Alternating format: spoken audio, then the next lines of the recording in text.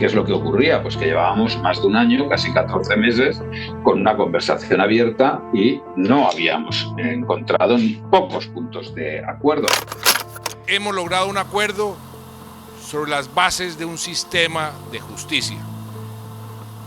Este tema es tal vez el más difícil y el más complejo de definir.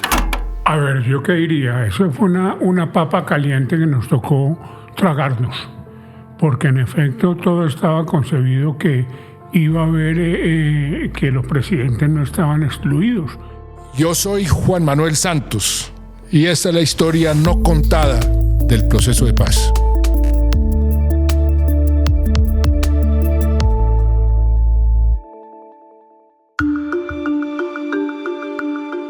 Hoy, en la historia no contada del proceso de paz, hablaremos sobre las dificultades para alcanzar un acuerdo sobre el punto de justicia durante las negociaciones.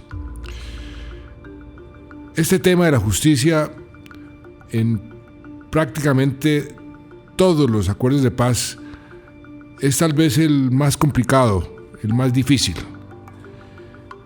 Al fin y al cabo, todo proceso de paz se reduce a dónde traza uno la línea entre justicia y paz. ¿Cuánto de justicia está un país o una sociedad dispuesta a sacrificar para alcanzar la paz? Y no importa dónde se trace esa línea, siempre habrá quienes reclaman más justicia y otros que reclaman más paz. Por eso los procesos de paz son tan complejos y muchas veces tan impopulares.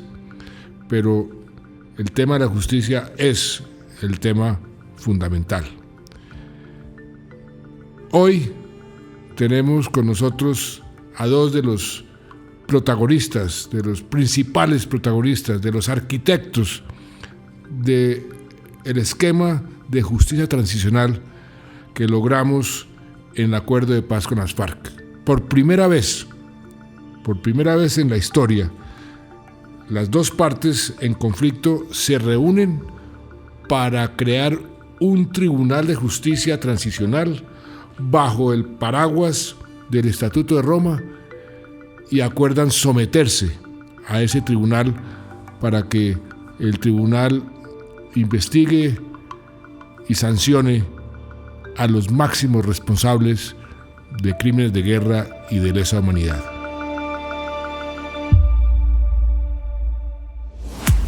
Enrique Santiago, un jurista muy reconocido que conoce el tema de los derechos humanos como pocos y fue parte del equipo por parte de las FARC de la negociación del tema de justicia. Y Juan Carlos Henao, expresidente de nuestra Corte Constitucional, fue también parte del lado del gobierno, parte fundamental de esta negociación. Entonces tenemos esa situación muy afortunada de tener a estos dos personajes el día de hoy para que nos hablen de ese tema. Doctor Juan Carlos, bienvenido. ¿Y cuáles eran las dificultades? ¿Cuál era la posición del gobierno y cómo se fueron acercando las partes? Mi saludo especial a Enrique Santiago. Nosotros sabíamos que el tema de la justicia transicional era un tema donde estaba trancado el proceso de negociación. Eso lo teníamos claro. El problema era cómo desatrancarlo. Y cómo desatrancarlo, entre otras, rápido, porque eso no haya mucha espera. Todo el mundo estaba desesperado, aburrido, y creo que habían varios puntos. Yo recuerdo que el presidente siempre nos dijo que habían unos puntos rojos. Esos puntos rojos eran los puntos más difíciles y era el primero, pues que tenían que aceptar sanciones, que no iban a pasar de agache, pues sin ningún tipo de sanción, sin ningún tipo de sanción ni siquiera restaurativa. Y ahí yo recuerdo, Enrique, que había una discusión muy grande, porque ellos se consideran revolucionarios.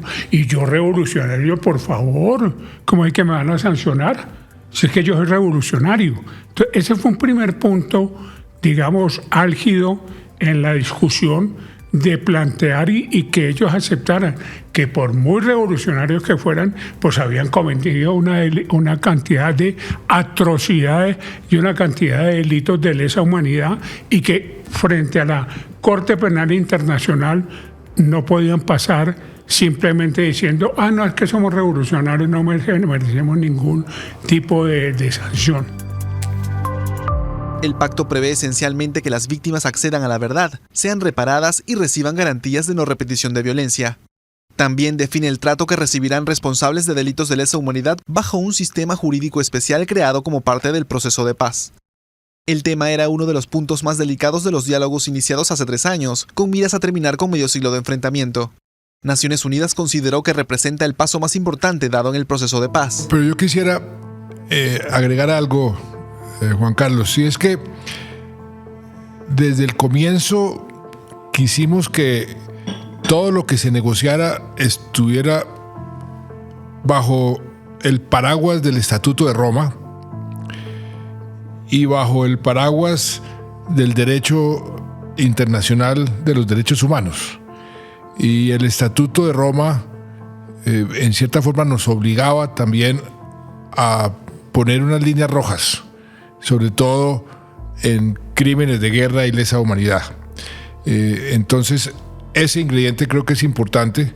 Inclusive, hay que destacar que uno de los negociadores por parte del gobierno, aparte del doctor Juan Carlos y Manuel José Cepeda, otro expresidente de nuestra Corte Constitucional, fue un norteamericano, Douglas Castle, que lo pusimos en el equipo del gobierno precisamente porque era un experto en derechos humanos, y todo este acuerdo tenía los derechos humanos como uno de los pilares fundamentales. Muy bien, pues muchísimas gracias. Para mí es un privilegio poder estar en este encuentro, en este podcast con el expresidente Juan Manuel Santos, y para mí es un privilegio tener esta oportunidad para tener esta conversación, igual que con el doctor Henao. Yo, antes de centrarme en hablar sobre las cuestiones concretas de la legislación internacional aplicable en el momento que se firmó el acuerdo, creo que hay que remontarse antes para entender las dificultades de la negociación del acuerdo de justicia, remontarse antes metodológicamente. Yo lo primero, yo soy español, no soy tan conocedor de la realidad colombiana como todas las personas que forman parte de la mesa y de los equipos de asesoramiento, y cuando yo llego allí, claro, lo primero que constato es un tremendo choque. Estoy hablando de principios del año 2013, después de la firma del acuerdo general, cuando ya comienzan las conversaciones, y en general, en términos jurídicos, yo lo que constato es un tremendo choque de legitimidades jurídicas, ¿no? Que metodológicamente es un gran problema, no solamente para el punto de víctimas, sino para dar soluciones jurídicas a cualquiera de los otros 5 puntos de la agenda, ¿no? El punto de víctimas es un punto de los 6 de la agenda, ¿no? Choque de legitimidades porque obviamente el Estado colombiano tiene su marco jurídico propio, es un Estado constitucional de derecho con su normativa y su legitimidad. Y por otro lado, las FARC es una guerrilla en ese momento pues de prácticamente 50 años, que ha ido también en determinados territorios construyendo una legitimidad que también se ha expresado en términos de resolución de conflictos, por ejemplo, comunitarios entre la comunidad, y luego desde esa posición política de una fuerza que se define como revolucionaria, pues obviamente no admite, como combate al Estado, no admite la legitimidad del Estado. Eso da un primer problema grave, que es definir digamos, por decirlo en términos no jurídicos, un terreno de juego común para solventar todas las dificultades y para buscar soluciones jurídicas a los muchos problemas que hay que encontrar, en especial de justicia. Yo creo que por eso el punto de justicia fue el más complicado. Yo metodológicamente creo que es bueno tener en cuenta, yo muchas veces he hecho esta reflexión, ¿no? El punto primero de desarrollo agrario, el 2 de participación, el 3 de fin del conflicto, donde se examinaba, por ejemplo, las garantías de seguridad. Fueron puntos muy complicados, pero en 6 meses se solventaron. En el momento que el presidente Santos decide esta solución innovadora, de la que sin duda hablaremos luego metodológicamente, para avanzar en el punto de justicia, ¿qué es lo que ocurría? Pues que llevábamos más de un año, casi 14 meses, con una conversación abierta y no habíamos encontrado ni pocos puntos de acuerdo. No había puntos de acuerdo entre ambas partes, a pesar de que con una media de 6 meses se habían ido cerrando el resto de puntos que ya había acuerdos. ¿Cuál era ese terreno de juego común, donde se podía encontrar una legitimidades comunes, un marco común para alcanzar acuerdos? Yo, desde luego, siempre tuve claro que debería ser el derecho internacional, porque el derecho internacional era una construcción que no podía atribuirse simplemente a un Estado, sino que es un patrimonio de la humanidad. Mi principal tarea de asesoramiento a las FARC, ¿cuál fue? Bueno, pues intentar que se aceptara que el derecho internacional, digamos, no era una construcción de potencias internacionales del campo capitalista, digamos. ¿Y por qué? Pues porque es una construcción, que es verdad, que fue una construcción de todo el sistema de Naciones Unidas, todas esas normas de defensa de los derechos humanos, civiles, políticos, también económicos y sociales, de forma integral, que se construye conjuntamente, es probablemente de las pocas cuestiones en las que durante la política de confrontación de bloques hay una construcción conjunta y colectiva que ha quedado ya consolidada como un acervo y unas normativas para la humanidad. Cuando las FARC entienden que ese puede ser un terreno de juego común, que no es el campo del Estado, ni es tampoco el campo de las FARC, es decir, cuando no es la legitimidad del Estado ni tampoco la legitimidad de las FARC, ahí es cuando, desde mi punto de vista, comienza a abrirse la posibilidad de llegar a un acuerdo. Y perdón esta introducción, que me parecía muy importante para enmarcar lo que fue ese trabajo, ¿no? No, muy interesante. Y Juan Carlos, eso que acaba de describir Enrique Santiago, del derecho internacional como el terreno común. Uno comienza a decir, no, pero es que nuestra Constitución nos obliga a esto, pero el derecho internacional permite esto otro. ¿Cómo fue ese proceso para hacer compatibles el derecho internacional y la Constitución colombiana? En eso, primero lo que quiero es reiterar lo que dice Enrique Santiago. El primer problema era que los antiguos guerrilleros aceptaran que podían ser juzgados por un tribunal. Eso era lo más complicado, ¿sí? Una vez logrado esto, en efecto, el tema era cómo lograr que ellos aceptaran la constitucionalización del acuerdo. Porque uno de los puntos, yo no sé si Enrique recuerda, duros que tuvimos, es que ellos querían era un tribunal internacional. Ellos decían que con esta burguesía, que con este Estado podrido, habían, entre otras, en esos momentos habían temas de corrupción en la Corte Constitucional, que ellos no querían aceptar para nada un tipo de justicia nacional.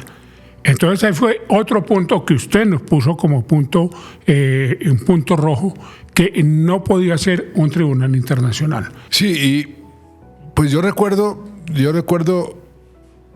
que el tema de la justicia, como lo mencionaba Enrique, estaba estancado. Y fue uno de los asesores, Jonathan Powell, el que fue negociador en el acuerdo de Viernes Santo en Irlanda del Norte, gran conocedor de estos temas, que vino a Bogotá y me sugirió: saque el tema de la justicia de los negociadores que están en La Habana, de los plenipotenciarios. Y me explicó algo de sentido común. en estas negociaciones se van creando ciertas animadversiones y se van creando ciertas posiciones casi que inamovibles. Y el tema de la justicia es un tema tan crucial que lo mejor es sacarlo de esa mesa de negociación y entregárselo a un grupo de expertos aparte.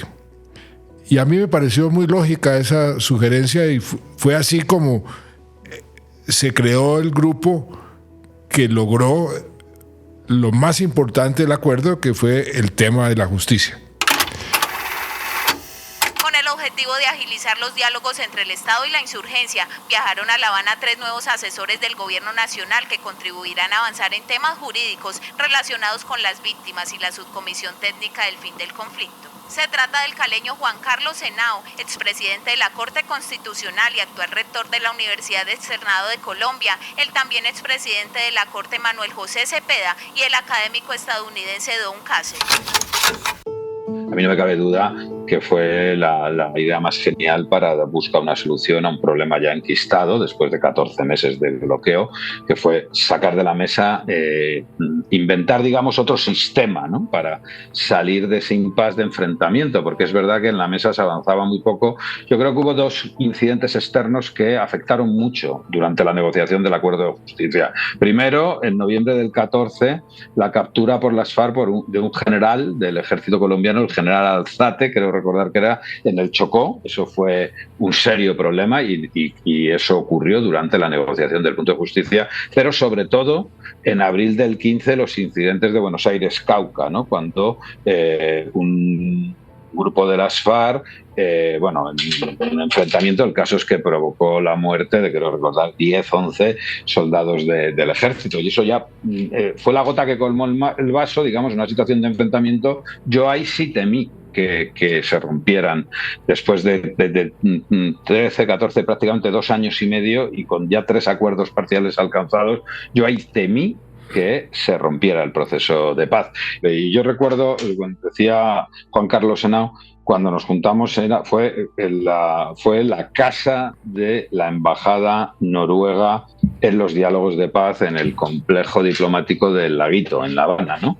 Fue en esa casa donde nos reunimos por intermediación de la embajada noruega, los 6 asesores designados, 3 a propuesta del gobierno colombiano, 3 a propuesta de las FARC, junto a aquí presente. Y yo sí que recuerdo, a mí me hizo mucha gracia porque creo que la contraparte, que no nos conocíamos en ese momento, pensaba no sé qué tipo de cenutrios intransigentes iban a estar ahí enfrente, ¿no? Pero claro, en el momento que nos sentamos y todos pusimos sobre la mesa principios claros sobre el derecho internacional, de los derechos humanos, el derecho internacional humanitario y sobre todo de los principios de las Naciones Unidas para garantizar la verdad, la justicia, la reparación y la no repetición y acabar con la impunidad, yo creo que ahí fue un ambiente que ya se creó, un ambiente de relajación. Recuerdo una vez que fui al apartamento de Juan Carlos, que me hizo subir 4 pisos. No, ya se había arreglado el ascensor. Pero lo subí. Y yo llegué y estaban como en una discusión muy amable, muy y ahí en mis adentros dije, esto va por buen camino. Pues después de 14 meses de atasco, la verdad fue un avance muy rápido, porque una vez establecida esa confianza, yo creo recordar que fueron apenas 3 horas, salimos con ese documento de 12, 13 puntos, que ya era un esqueleto, una columna vertebral de lo que luego fue el Acuerdo de Jurisdicción Especial para la Paz. ¿Cómo fue la metodología de la negociación, por ejemplo, en los derechos de las víctimas? Los derechos de las víctimas están establecidos en el Estatuto de Roma. El derecho a la verdad, el derecho a la justicia, el derecho a la no repetición y a la reparación. Ustedes tomaron eso y fueron negociando cada punto. ¿Cómo fue ese proceso? A ver, yo diría, antes de que Enrique tome la palabra, que nosotros empezamos con algo muy sencillo, era con un papel en blanco. Y ustedes también, Enrique. Ustedes también. La primera vez que nos reunimos en la Embajada de Noruega, nosotros no teníamos nada preconcebido. Y lo que empezamos a hacer fue, dijimos, mire hombre, para que no nos embollemos y no se nos complique aquí la cosa, empecemos con lo general. ¿Qué es lo general? Las víctimas. Sí, el tratamiento de las víctimas. Y empezamos con lo general y eso fue, yo me acuerdo que creo que en 2 tardes de trabajo logramos hacer como 6 páginas del acuerdo, donde estaba la estructura básica de lo que íbamos a desarrollar después. Y eso fue una parte metodológica muy importante. No entrar por el detalle, que si esto, que si lo otro, que qué pasaba, si tenían qué tipo de sanción. No, dejemos eso para después. Por ahora vámonos con lo general donde nos podemos poner de acuerdo. No sé si Enrique está de acuerdo con lo que estoy diciendo. Sí, no, claro. Yo creo que en el momento que construimos esos 12, 13 puntos de julio del 15, ¿no? En la casa de la Embajada Noruega, a partir de ahí, efectivamente, ¿no? Una vez que se define un proyecto colectivo, que era el que teníamos, sacar adelante ese punto, y que hay una coincidencia y una identidad en lo esencial, todas las partes hacen suyo ese proyecto y todo el mundo quiere trabajar para sacarlo adelante, ¿no? Respecto a lo que decía el presidente Santos, garantizar los derechos de las víctimas y también hacerlo conforme al derecho internacional, hacía necesario observar 2 premisas claves. Primero, la amnistía general no garantizaba seguridad jurídica. Eso es algo que nosotros explicamos muchas veces a quien nos quisiera oír.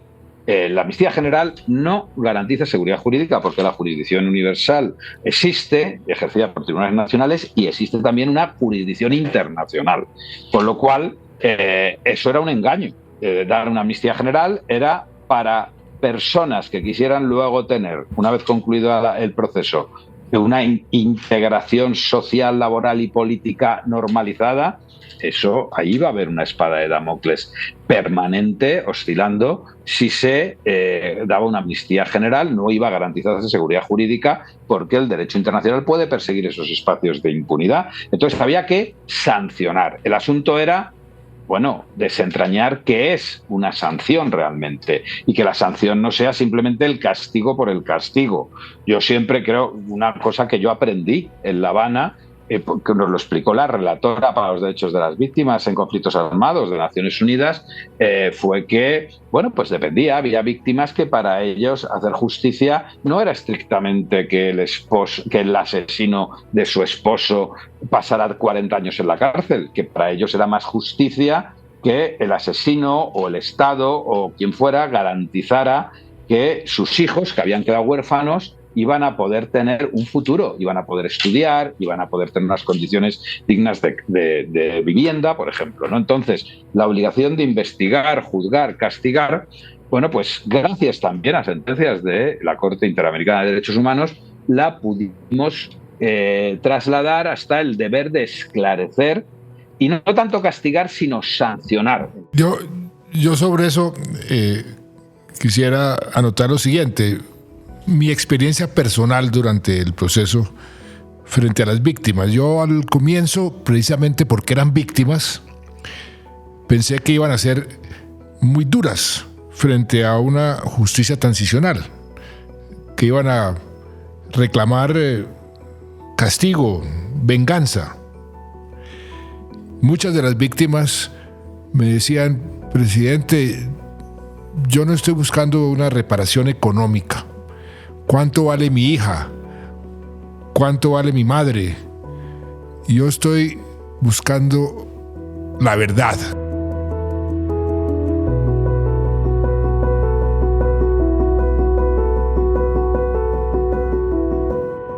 Los abajo firmantes, como participantes en las 5 delegaciones de víctimas que viajamos a La Habana por invitación de la mesa de negociaciones entre el Gobierno Nacional y las FARC-EP, reafirmamos nuestro compromiso indeclinable con la paz. Reconocemos el esfuerzo de las partes de la negociación para sacar adelante el acuerdo sobre justicia.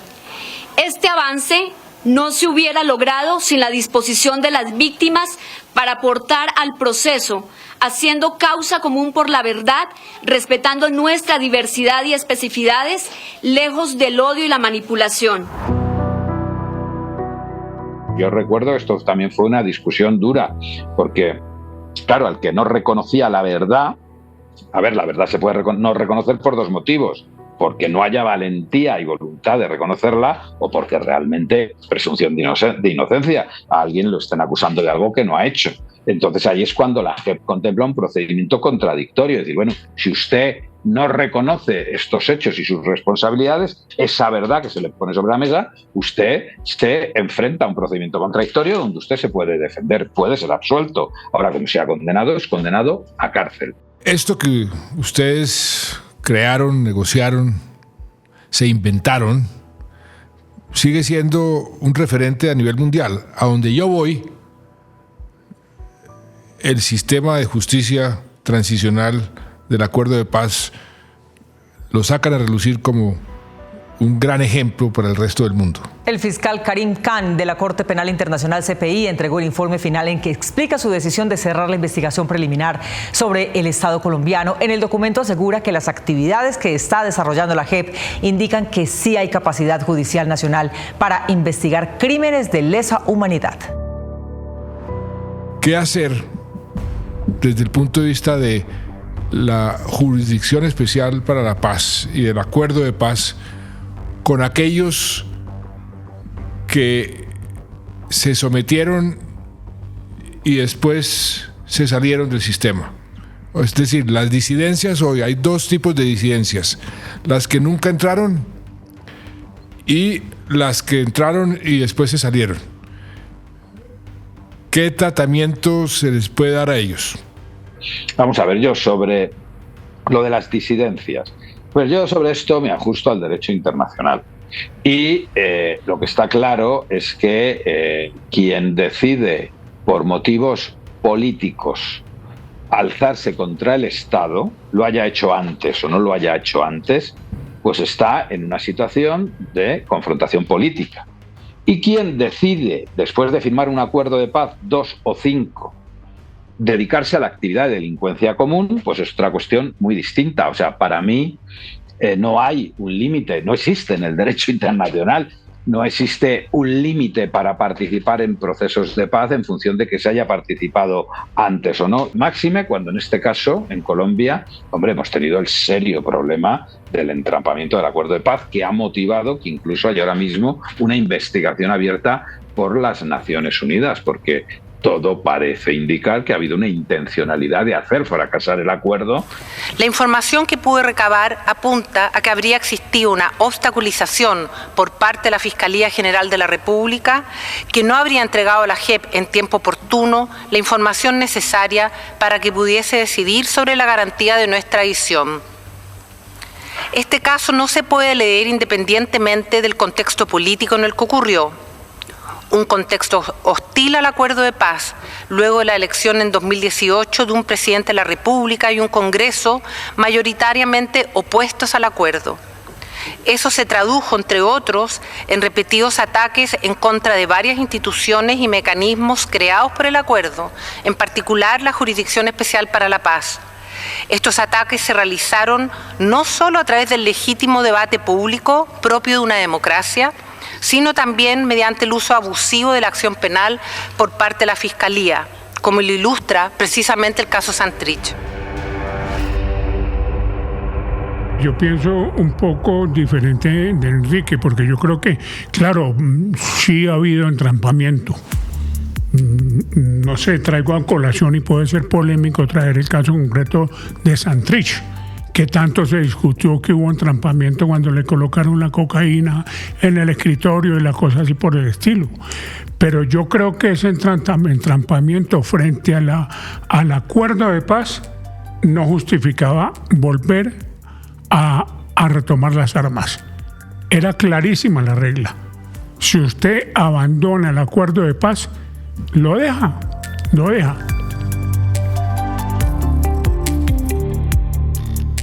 Pues yo creo que con esto que acaba de decir Juan Carlos, podemos terminar este podcast una hoja en blanco, sin ningún referente, sino su propia creatividad, que resultó en un sistema que hoy es ejemplo para el mundo entero.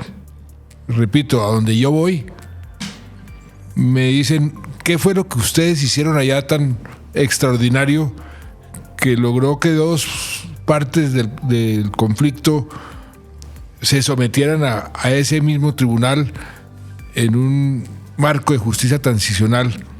Y eso fue lo que ustedes diseñaron de esa hoja en blanco. De manera que pueden sentirse muy, muy orgullosos, y creo que vamos a hacer análisis permanentes sobre esto que se creó, los resultados, y hacia el futuro, pues cómo podemos ir mejorando este ejemplo para otros procesos de paz. De manera que muchas gracias, muy constructivo. Enrique, qué bueno que ahora sea colombiano también, porque entonces puede participar en todas estas discusiones con más libertad. Y Juan Carlos, muchas gracias por toda su colaboración y toda su participación. Y repito, ustedes deben sentirse muy orgullosos de esa criatura que crearon a partir de una hoja en blanco. La criatura es suya. Nosotros lo que hicimos fue ejecutar directrices. Es lo que tengo para decir. Bueno, muchísimas gracias. Yo creo que no hay nada en la vida comparable con el auténtico privilegio de haber participado y aportar, sea mucho, sea poco, acabar con un conflicto armado, que haya durado 5 o 50 años, como era este, ¿no?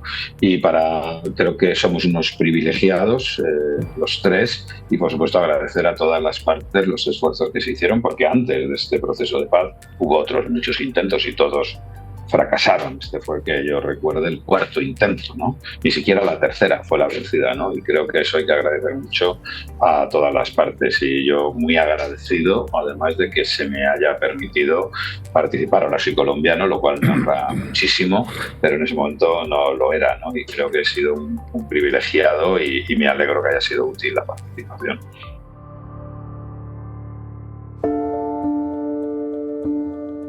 Este episodio lo grabamos a finales del año pasado, y lamentablemente unos meses después Juan Carlos Henao falleció.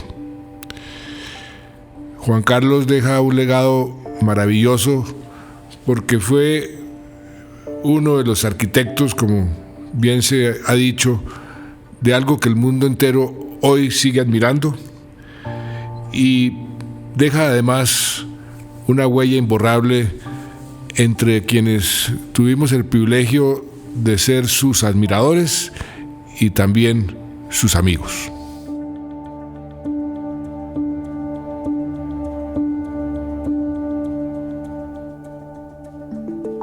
La historia no contada del proceso de paz es un contenido educativo de la Biblioteca Abierta del Proceso de Paz Colombiano, la BAP. Este episodio se hizo bajo la dirección de Natalia Roa, la edición de Lina Hernández, la producción y postproducción de Rodrigo Gutiérrez, la investigación periodística de Larisa Pisano, el diseño gráfico de Juan David Camacho, la realización audiovisual de José Molina y el apoyo de Andrés Pérez y Carlos Prieto, integrantes del equipo de la BAP. Presentado por Juan Manuel Santos, expresidente de Colombia y Premio Nobel de Paz. Recuerden seguir este podcast en su plataforma de audio favorita y activar las notificaciones para que no se pierdan los próximos episodios.